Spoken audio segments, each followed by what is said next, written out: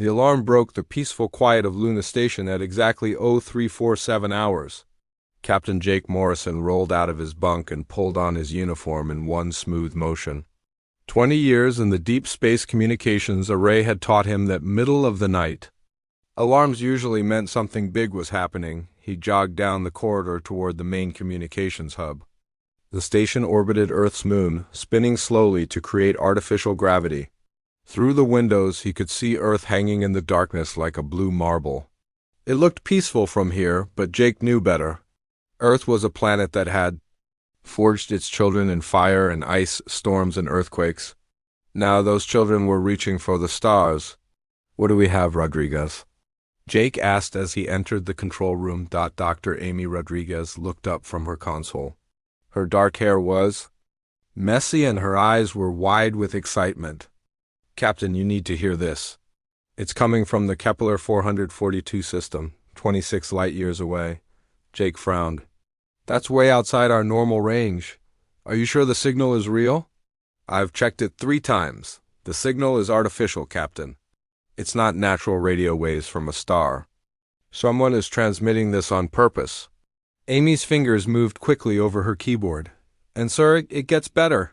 The signal has patterns, mathematical sequences. It's trying to communicate." Jake felt his heart start to beat faster. This was what every communication officer dreamed of finding. First contact with an alien species. Play it back.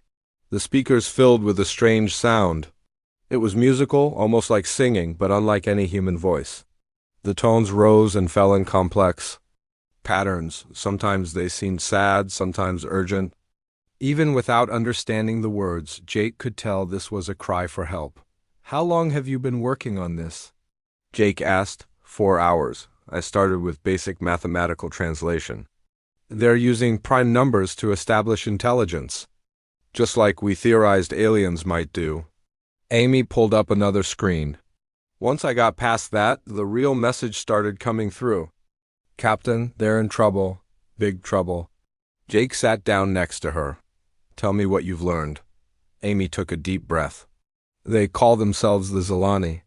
They live on a planet they call Zilara Prime in the Kepler 442 system. From what I can understand, they're peaceful. They study science and art. They've never fought wars." She paused. "But someone is attacking them." "Who? Another alien species called the Korthak?" "The message says the Korthak have already destroyed 3 Zilani cities. They're hunting civilian ships trying to escape. The Zilani say the Korthak want to enslave survivors and strip their planet of resources." Jake stared at the translation on Amy's screen. The words were simple but terrifying. An entire alien civilization was crying out for help as another species tried to wipe them out. "Are you certain about this translation?" "As certain as I can be without actually speaking their language. They've been broadcasting this message for 6 days straight. It's getting weaker, which probably means their transmitters are being destroyed." Amy looked at him with worried eyes. "Captain, they're asking any spacefaring species to help them. They don't even know if anyone will hear them." Jake stood up and walked to the window. Earth turned slowly below them. Somewhere down there, Admiral Lisa Barnes was probably sleeping peacefully in her quarters at Earth Defense Command. In a few minutes, that peaceful sleep would be over forever. "Rodriguez, compile everything you have. Full translation, signal analysis, stellar coordinates. For their system. I want a complete package ready for transmission to Earth Defense Command in 30 minutes. "Yes, sir." Amy turned back to her console but then stopped. "Captain, what do you think Earth will do?" Jake considered the question. Humanity had been preparing for this moment for decades.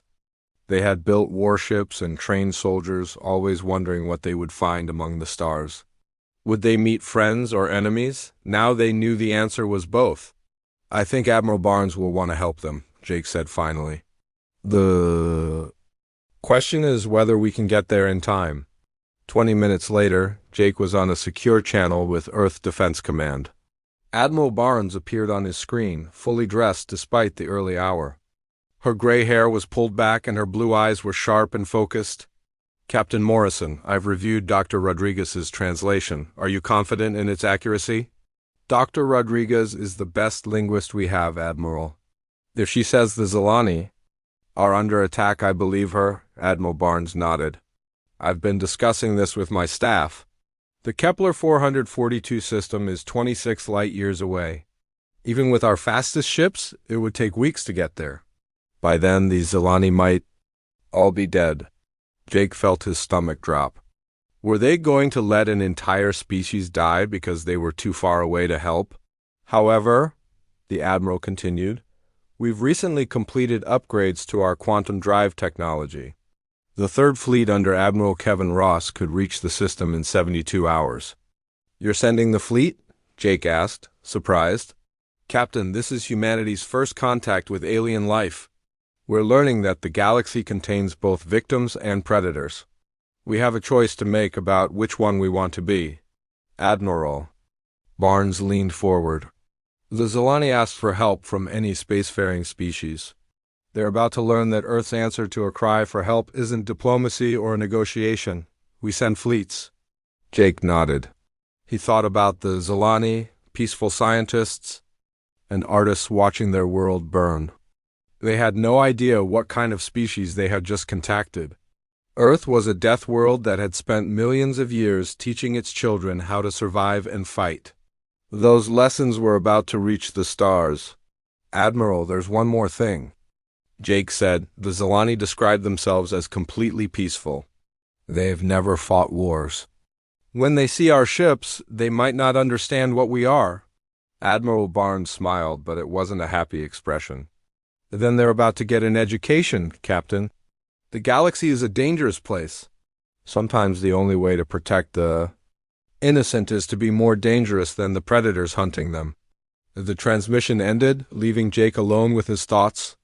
In 72 hours, human warships would arrive in an alien star system. The Korthak thought they were hunting helpless prey. They were about to discover that the Zilani had friends from a world where nothing was helpless and everything knew how to fight. Amy Rodriguez walked over to him. Captain, I'm still receiving their distress signal. Should I try to respond? Jake thought about it for a moment.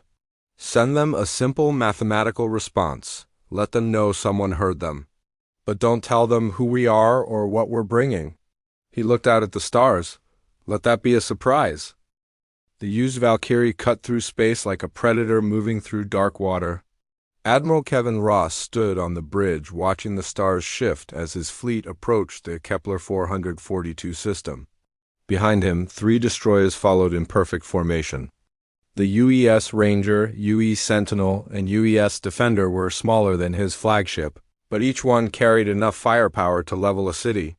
Admiral, we're detecting multiple energy signatures ahead, reported Lieutenant Commander Alex Parker from the tactical station.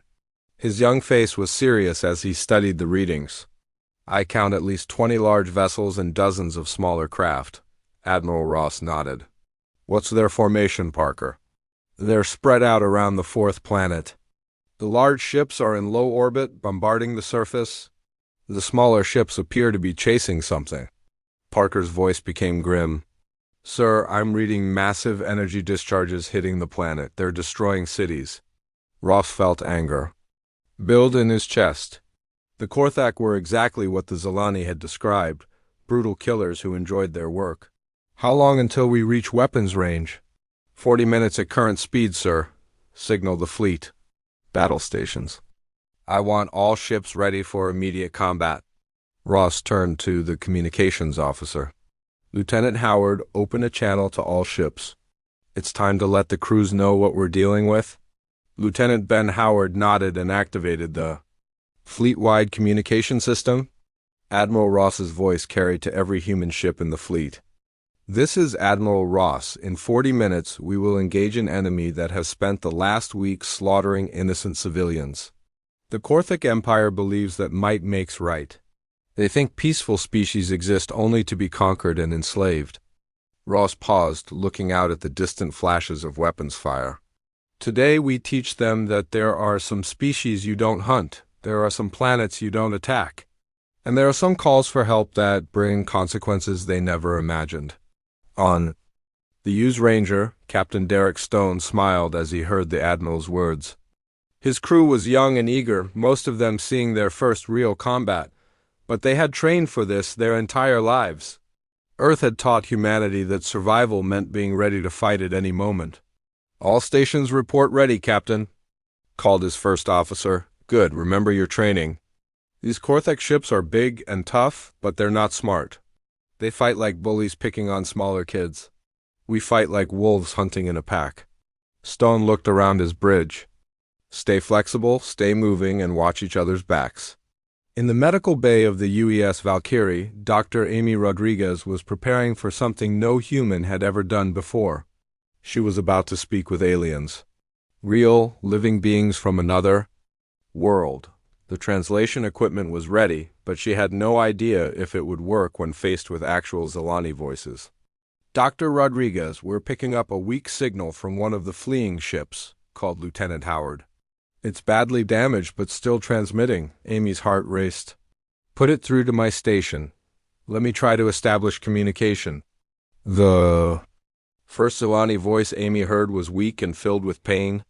The musical tones were broken and desperate. Using the translation patterns she had worked out, Amy began to respond. Her computer converted her words into the strange harmonics the aliens used. "This is Dr. Amy Rodriguez of the Human Fleet. We received your distress call. We are here to help." There was a long silence. Then the alien voice returned, stronger now, filled with hope and confusion. "Human Fleet? We do not know this word." "Human, are you the ones who answered our call for aid?" "Yes, we are bringing warships to stop the Korthek attacks." "Can you guide us to your damaged ship?" Another pause. "Warships? You are warriors, but you came to help us. We do not understand." Smiled sadly. The Zelani couldn't imagine a species that made war to protect others. "Sometimes helping requires fighting, we'll explain later. Right now, we need to get you to safety." 20 minutes later, Captain Nina Bell led a rescue shuttle toward the damaged Zelani ship. Through the viewports, she could see it was barely holding together. Parts of the hull were missing, and atmosphere was leaking from several holes. "There," pointed her co-pilot. "That looks like an airlock." The Zelani ship was unlike anything humans had ever built.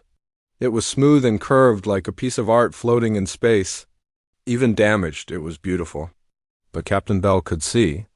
It had no weapons, no armor, no defenses at all. The Zelani really had never built ships for war. The rescue took an hour.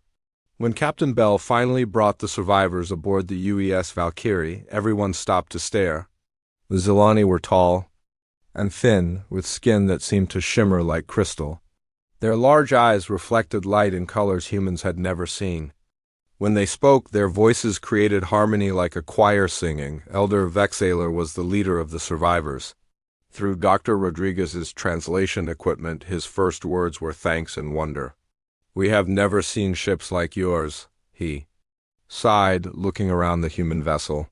"They are built for war, are they not? Yet you came to save us." Dr. Rodriguez nodded. "We come from a world that taught us to fight. But we choose who we fight for." Vexaler's crystalline features shifted in what might have been confusion. "You choose? The strong do not choose. They simply take what they want. Not where we come from," Rodriguez replied. "On our world, Earth, the strong protect the weak. It's what makes us strong."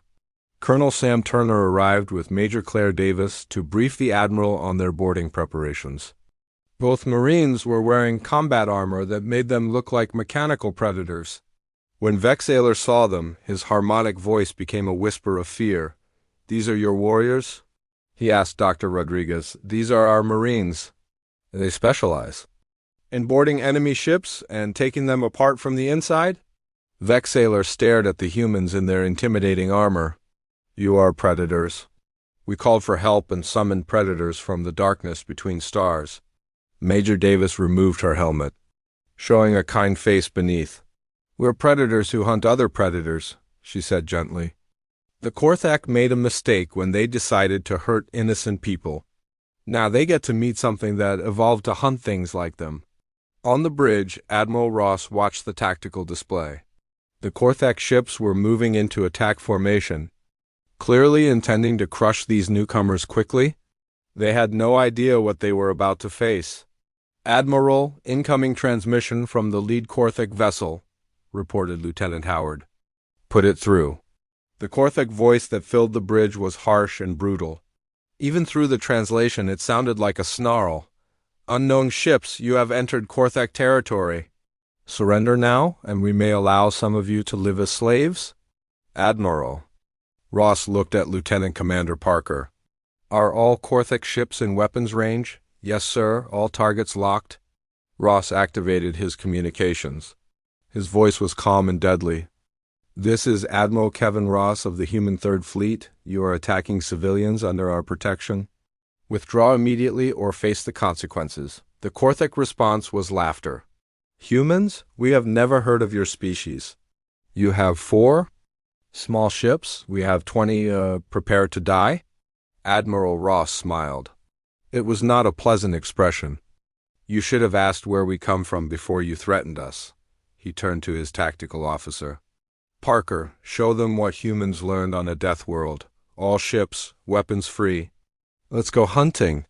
Vex Sailor watched from the observation deck as the human ships suddenly burst into motion. They moved like living things, fast and deadly. The Korthak ships, huge and powerful, tried to respond, but they were too slow, too predictable. "Dr. Rodriguez," Vex Sailor whispered, "what have we brought to our system?" Amy Rodriguez watched the battle begin and thought about her homeworld. Earth, where everything was dangerous and everything learned to fight back. "Help," she said simply. "We brought you help. But we also brought you a lesson about what that word means to humans." War Commander Thekvos stood on the bridge of his massive battleship and laughed. The sound was cruel and sharp, like metal scraping against stone. Around him, his officers joined in the laughter. 4 small ships against 20 Korthak heavy cruisers. This would not even be a real fight. "Look at them," Thekvos growled to his second in command. "Those tiny vessels think they can challenge the might of the Korthak Empire. We have conquered 47 worlds. We have crushed entire fleets. What can 4 ships do against us?" Sub-Commander Grek Mole studied the tactical display.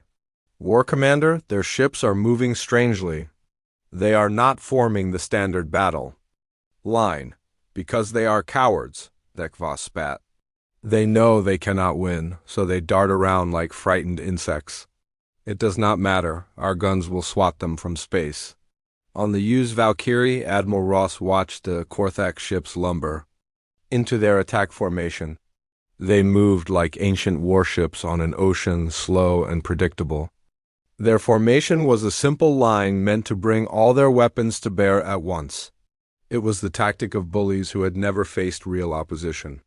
"Parker, analysis," Ross ordered. Lieutenant Commander Alex Parker studied his screens. "Their ships are 3 times our size, Admiral. Heavy armor, massive energy weapons. But they're slow and their formation is rigid. They're built to overwhelm weaker opponents, not to fight maneuverable enemies." "Good," signal Captain Stone on the Ranger. "Execute hunting pattern Alpha, Captain Bell on the Sentinel. Take pattern Beta, Captain Hayes on the Defender, pattern Gamma." Ross smiled coldly. "Let's show them how Earth's children learn to hunt." The human ships suddenly scattered like wolves breaking from a pack. The UES Ranger dove towards Zalara Prime's largest moon, using its gravity to slingshot around at impossible speed. The UE Sentinel climbed high above the orbital plane, while the UES Defender dropped low. The used Valkyrie held position, but only for a moment. "What are they doing?" Sub-Commander Grek Mole asked, confused by the human tactics. War Commander Thekvos snarled, "Running like cowards." "All ships pursue. We will hunt them down one by one." The Korthak fleet broke formation to chase the scattered human ships. It was exactly what Admiral Ross had hoped for. The moment the enemy spread out, they lost their overwhelming firepower advantage. Captain Derek Stone watched his tactical display as 3 Korthak ships chased him toward the moon. "Engineering, give me everything you have. Weapons, prepare for close-range engagement." The UES Ranger skimmed the moon's surface so close that rocks scattered from their engine wash. The pursuing Korthak ships tried to follow, but they were too big and clumsy. As Stone whipped around the moon's far side, he suddenly reversed course and climbed straight up. The Korthak ships emerged from behind the moon to find the UES Ranger directly above them, all weapons firing. Stone's crew had studied the enemy. Ships for days, looking for weak points. They found them. "Target their engine clusters," Stone ordered. "Those big ships can't fight if they can't move."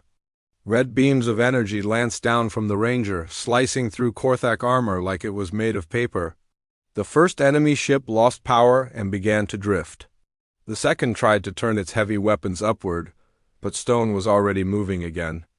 Using the moon's gravity to whip around for another attack, high above the battle, Captain Nina Bell was having her own success.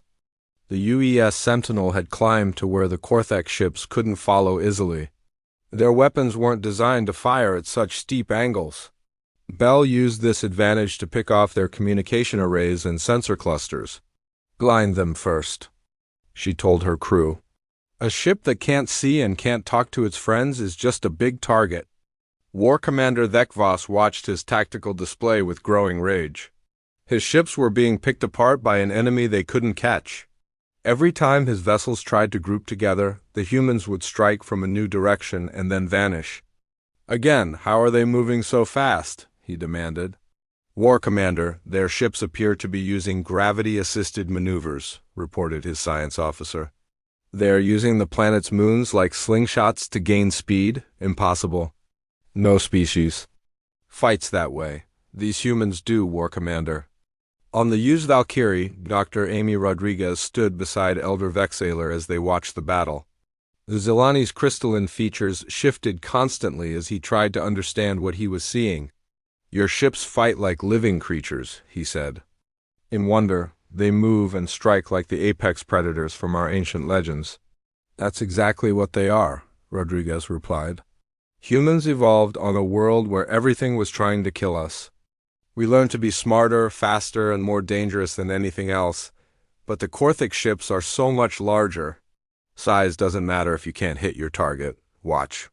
The UES Defender had just completed a perfect attack run, diving from below to strike a Korthak heavy cruiser.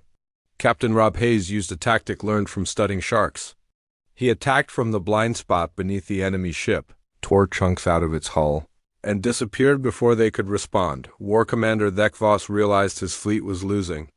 Half his ships were damaged or destroyed while the humans seemed untouched. This was not how Korthak battles were supposed to go. They were supposed to overwhelm their enemies with superior numbers and firepower. "All ships withdraw to defensive positions around the planet," he ordered. Admiral Ross heard the Korthak retreat order and smiled. "No, I don't think so. Parker, signal all ships. We're going to finish this." The 4 human ships regrouped with mechanical precision. Now it was their turn to hunt as a pack. The remaining Korthak vessels tried to form a defensive circle, but they were too damaged and demoralized. "This is Admiral Ross to the Korthak fleet," he broadcast. "Surrender now, and you will be treated according to the laws of war. Continue fighting, and we will destroy every ship you have." War Commander Thekvos's response was filled with rage and disbelief. "You are only 4 ships? We are the Korthak Empire. We have conquered dozens of worlds. Who are you to demand our surrender?" "We are humans," Ross replied calmly. "We come from a world that taught us to fight things bigger and stronger than ourselves. We learned to win against impossible odds because losing meant death. Today you learned what happens when predators meet something that evolved to kill predators." Lieutenant Ben Howard was recording every word of the exchange. This conversation would be studied by every military academy in human space for centuries to come. "You think you have won?" Thekvos snarled. "But this is only one fleet. The Korthak Empire has hundreds of ships, thousands, we will return with. Such force that your pathetic species will be wiped from existence." Admiral Ross's voice became ice cold. "War Commander, you just made a very serious mistake. You threatened the extinction of my species. On behalf of humanity, I accept your challenge. Elder Vexaler looked at Dr. Rodriguez with growing alarm. What does your admiral mean? Rodriguez watched the final Korthic ships being systematically destroyed by human weapons. It means the Korthic Empire just declared war on Earth. They have no idea what they've done. The last Korthak ship exploded in a ball of fire and plasma. The immediate threat to Zilara Prime was over. But War Commander Thekvos had transmitted his threat across the galaxy before his ship died. The message would reach the Korthic homeworld. In days, when it did, the Korthic Empire would learn that some species should never be threatened. They would discover that humans didn't just fight to win battles. They fought to win wars. And they had never lost a war when the survival of their species was at stake. Admiral Ross stood on his bridge looking at the debris field that had once been a Korthak fleet. Signal Earth Defense Command, he ordered. Tell Admiral Barnes we need reinforcements, all of them? The battle for Zilara Prime was over. The war for the galaxy was about to begin. The message reached the Korthic homeworld 7 days after the battle at Zilara Prime. Overlord. Krexman read the report 3 times before he believed what he was seeing. An entire fleet destroyed. 20 ships lost to only 4 enemy vessels. It was impossible. Bring me War Commander Thekvos, he ordered his aide. My lord, War Commander Thekvos is dead. His ship was destroyed in the battle. Overlord Krexman's massive fist slammed onto his command table. The sound echoed through the war room like thunder. Then bring me someone who can explain how 4 ships defeated 20 of our heavy cruisers. Subcommander Grekmol stepped forward. He had escaped the battle in a damaged scout ship and brought news of the disaster. My lord, these humans fight unlike any species we have encountered. They do not use standard tactics. They move like hunters, not warriors. Hunters? Krexman's voice was dangerous. Yes, my lord, they use the planet's gravity to increase their speed. They struck from unexpected angles. They work together like a pack of predators hunting large prey. Grekmol paused, remembering the terror of watching his fleet torn apart. My lord, they spoke of their homeworld. They called it a death world. They said it taught them to kill things bigger than themselves. Overlord Krexman stood silent for a long moment. The Korthic Empire had ruled through fear and overwhelming force for 300 years. No species had ever successfully resisted them. The idea that some unknown aliens could destroy a Korthic fleet was unthinkable. How many worlds do these humans control? He asked. Unknown, my lord. They mentioned something called Earth Defense Command. This suggests they have a unified military structure.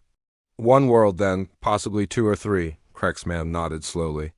Prepare the Great Fleet, all available ships. I want 300 vessels ready for departure in 10 days. My lord, 300 ships to destroy 1 world seems excessive. Krexman's eyes blazed with anger.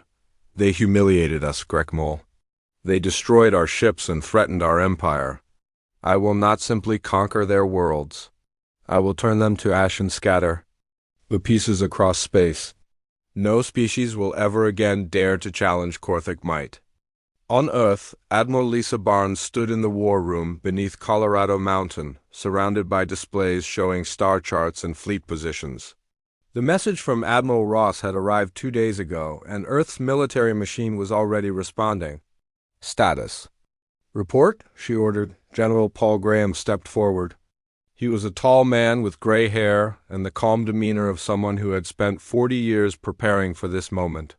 Admiral, we have mobilized the 1st and 2nd fleets. Total of 68 ships including battleships, cruisers, destroyers, and support vessels. Not enough, Barnes replied immediately. What about the reserves? We're pulling ships from the training academies and the outer system patrols. That gives us another 20 vessels. The shipyards are working around the clock to complete ships still under construction. Dr. Helen Cross approached the table carrying a datapad.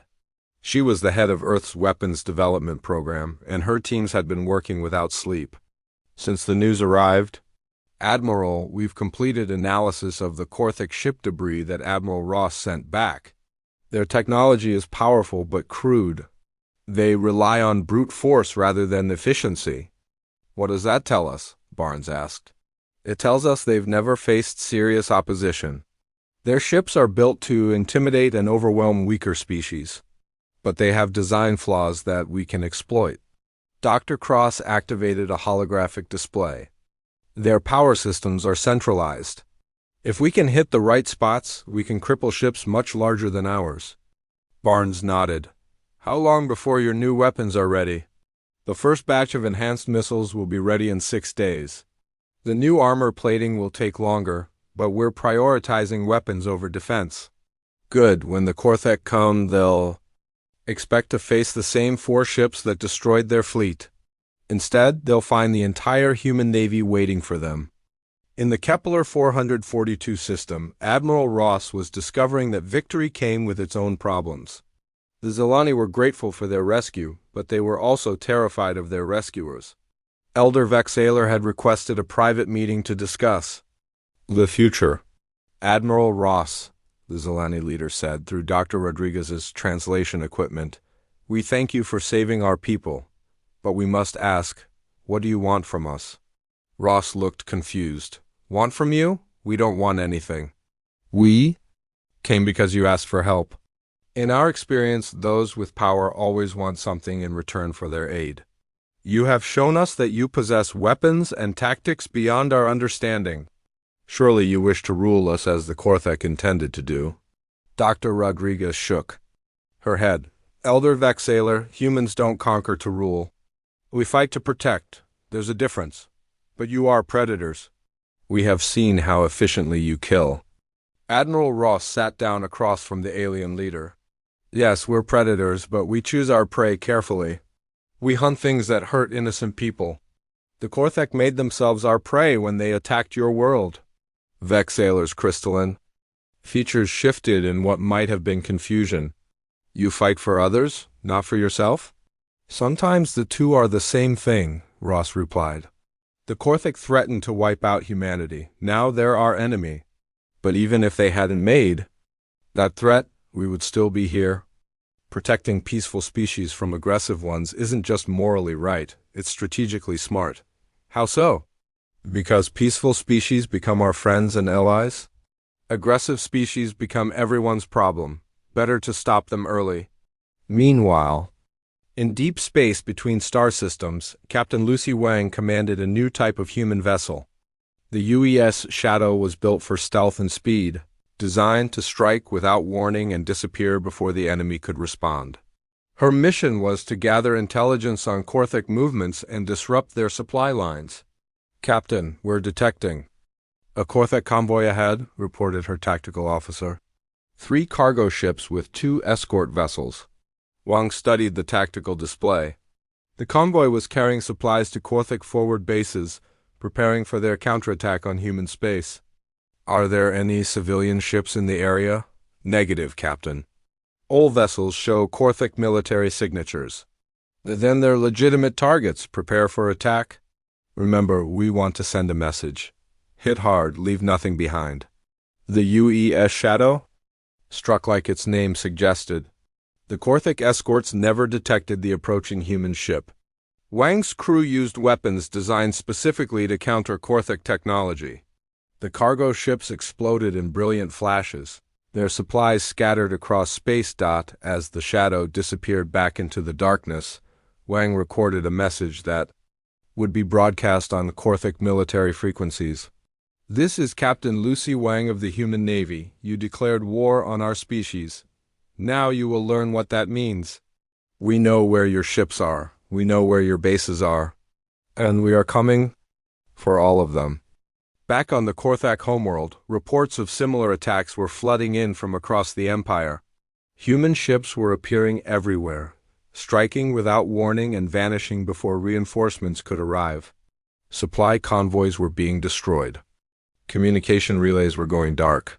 Forward bases were being evacuated. How many ships do they have? Overlord Krexman demanded. Unknown, my lord. The attacks are coordinated but spread across hundreds of light years. Either they have far more ships than we believed, or they move faster than our vessels can track. Krexman studied the tactical map showing the locations of human attacks. There was a pattern there, but he couldn't see it. The humans weren't just fighting randomly. They had a plan: double the escort for all supply convoys, increase patrols around our forward bases, and send a message to all fleet commanders. The Great Fleet departs tomorrow, whether preparations are complete or not. What Overlord Krexman didn't understand was that the human attacks were designed to make him do exactly that. Force him to launch his fleet before it was ready. Make him divide his forces to protect his supply lines. Turn his advantage in numbers into a disadvantage in coordination. On Earth, Admiral Barnes received reports of Captain Wang's success with satisfaction. Phase 1 is complete, she announced to her staff. We forced them to react instead of act. Now comes the hard part. Admiral? General Graham asked. Now we have to be ready when they arrive with everything they have. Because when the Korthik Great Fleet reaches human space, we won't just be fighting for Zalara Prime or even for Earth. We'll be fighting to determine what kind of galaxy we all live in. Dr. Rodriguez, monitoring communications from the Zilani homeworld, heard something that made her blood run cold. The Zilani had detected massive energy signatures moving through space toward human territory. Hundreds of Korthek ships were coming, more than anyone had imagined possible. The real war was about to begin. The Korthik Great Fleet emerged from hyperspace like a storm of metal and fire. 300 warships stretched across space in a formation that had conquered 47 worlds. Overlord Krexman stood on the bridge of his flagship, the Dominator, and smiled at the sight of the human homeworld hanging before him like a blue jewel. So small, he murmured, so fragile. Hard to believe such a tiny world could produce warriors capable of destroying our ships. Sub-Commander Grek Mole studied the sensor readings with growing concern. My lord, I'm detecting energy signatures throughout this system, many energy signatures. How many human ships? I count at least 200 vessels, my lord. They appear to be waiting for us. Krexman's smile faded. Intelligence reports had suggested the humans had perhaps 20 ships total. 200 was impossible. Are you certain? Yes, my lord, and they're not running. They're moving into attack formation. Admiral Lisa Barnes stood on the bridge of the UES Constitution, Earth's largest battleship. Around her, the combined might of humanity's navy prepared for the battle that would decide the fate of both species. The First Fleet held the center. The Second Fleet protected the flanks, and the Third Fleet, returned from Zalara Prime, waited in reserve. Signal from Admiral Ross, reported her communications officer. Admiral Ross appeared on the main screen, broadcasting from the Yuz Valkyrie. Admiral Barnes, the Korthik Fleet is exactly what we expected. Big, powerful, and overconfident. They're forming the same line formation they used at Zalara Prime. Any signs they've learned from their previous defeat? Barnes asked. None. They still fight like they're facing helpless prey instead of organized predators. Barnes nodded. Execute Plan Omega. All ships, you know your targets. Make every shot count. The human fleet suddenly scattered in all directions, just as they had at Zalara Prime. But this time there were 200 ships moving with perfect coordination. To the Korthik it looked like chaos. To the humans it was a carefully choreographed dance of death. Captain Derek Stone, now commanding the heavy cruiser Yuz Thunderbolt, led the first wave of attacks. His ship dove toward the Korthak formation accompanied by 20 other vessels. They moved in a pattern that Earth's military academies had spent months perfecting. All ships, remember your training, Stone broadcast to his squadron. Hit there. Command ships first. A fleet without coordination is just a collection of targets. The Yuz Thunderbolt fired its new enhanced missiles at the Korthik flagship. The weapons had been designed specifically to penetrate Korthik armor. Using technology reverse-engineered from the debris at Zalara Prime, the missiles struck home, tearing massive holes in the Dominator's hull. Overlord Krexman felt his ship shake as human weapons found their mark. Return fire. All ships, concentrate on the nearest human vessels. But the humans were already gone, their hit-and-run attack complete. Before the Korthik could respond, Another squadron struck from a different angle. Captain Nina Bell led her.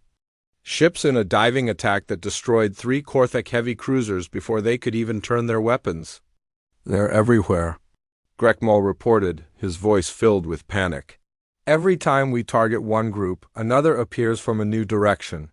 On Earth's surface, Elder Vex Ayler watched the battle through the observation windows of Earth Defense Command. Dr. Amy Rodriguez stood beside him, translating the tactical communications for the confused Zelani leader. "Your people fight like a single organism," Vex Ayler observed. "Each ship knows exactly where every other ship will be." "How is this possible?" "Practice," Rodriguez replied simply. "Humans have been fighting wars for thousands of years. We've learned to work together when survival is at stake." "But there are so many ships. Where did they all come from?" "Earth has been preparing for this day since we first reached the stars. Every human settlement contributed ships and crews. When someone threatens our homeworld, every human becomes a warrior." In space, the battle was turning into a massacre. The Korthek ships were powerful, but they couldn't adapt to human tactics. Every time they tried to form a defensive line, human ships would appear behind them. When they tried to spread out, coordinated human attacks would pick them off one by one. Captain Lucy Wang commanded a squadron of stealth ships that struck like ghosts. Her vessels would appear from nowhere, destroy their targets, and vanish before the enemy could respond. "Target their engines," she ordered her pilots. "Dead ships can't fight back." War Commander Vector, commanding one of the surviving Korthek battle groups, tried desperately to reach Overlord Krexman. "My lord, we must withdraw. We're being slaughtered."